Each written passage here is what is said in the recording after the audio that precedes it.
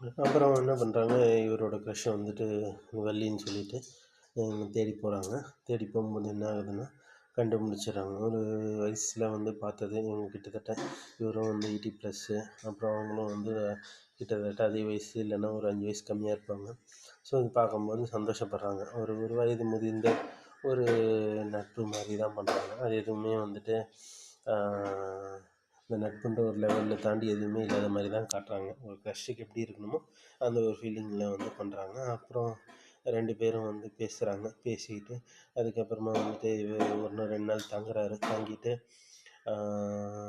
சாப்பிட்டுட்டு அவர் கையால் சாப்பிட்டுட்டு இவங்களுக்கு பிடிச்சது செஞ்சு போடுறாங்க. அப்படியே சாப்பிட்டுட்டு அப்படியே ஒரு 2 நாள் அங்கே தங்கிட்டே இருக்கார். அப்போ தான் வந்துட்டு இந்த பையனோட விஷயம் வந்து ஸ்கூல் சேர்க்குற விஷயத்தை பற்றி அவர் வந்து சொல்கிறாரு. அந்த பெரியவர் கருப்புத்துறை அவர் என்ன சொல்கிறாரு, இந்த மாதிரி இவனை வந்து என்னால் விட்டு பிரிய முடியாது, எங்கேயோ இருந்தவன் இப்படி வந்து சேர்ந்துட்டான் என் கூட அப்படின்ற மாதிரி சொல்கிறாரு. அதுக்கப்புறம் என்ன ஆகுது, அதுக்கப்புறம் என்ன ஆகுதுன்னா, இவங்க வந்துட்டு சொல்கிறாங்க, இந்த மாதிரி நீ பண்ணுறது தப்பு கருப்பு.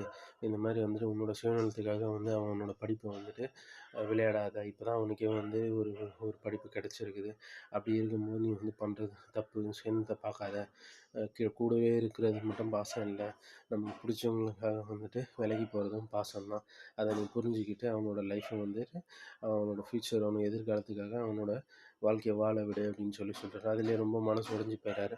அதுக்கப்புறம் அவங்க பேசுனதில் ஒரு ஒரு உண்மைத்தன்மை இருந்துச்சு. அது மட்டும் இல்லாமல் அதுதான் கரெக்டுன்னு அவரும் ஃபீல் பண்ணி கடைசியில் என்ன பண்ணுறாரு, அந்த அவர் கூட ஒருத்தர் சொல்லுவார் இல்லைங்களா, ஒருத்தர் முத்துன்னு சொல்லிட்டு அவருக்கு ஃபோன் போடுறாரு. ஃபோன் போட்டு வந்துடுறேன் அப்படின்னு சொல்கிறாரு.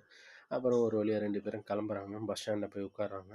அப்போது அந்த பையன் வந்துட்டு இங்கே என்ன பண்ணுறான்னா, இவர் வந்து அழுவுறத பார்த்துட்டு, அதை ஏன்பா ஏன் அழுவுற, நான் தான் இங்கே தானே இருக்காங்க அவங்க வீடு, எப்போனா வந்து பார்த்துக்கலாம், இதுக்கெலாம் அழுவாத அப்படின்னு சொல்லி தேத்துறாரு. ஆனால் இவர் அழுகுறதே வேறு காரணம்.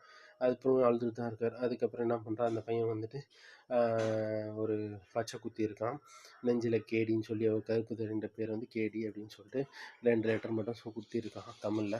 அதை பார்த்தோன்னே இன்னும் எமோஷன் ஆகிட்டு, எப்போ தாண்டா நீ சின்ன பையன் மாதிரி நடந்துக்க போகிற அப்படின்னு சொல்கிறாரு. அதுக்கப்புறம் தான் சொல்கிறாரு, உன்னை சென்னையில் வந்து படிக்க வைக்க போகிறாங்க, நீ வந்துட்டு நாளைக்கு சென்னையில் வந்து சென்னைக்கு கிளம்பணும், அதனால் இன்றைக்கி நைட்டு ட்ரெயின், நாளைக்கு சென்னைக்கு போகணும் அப்படின்னு சொல்கிறாரு.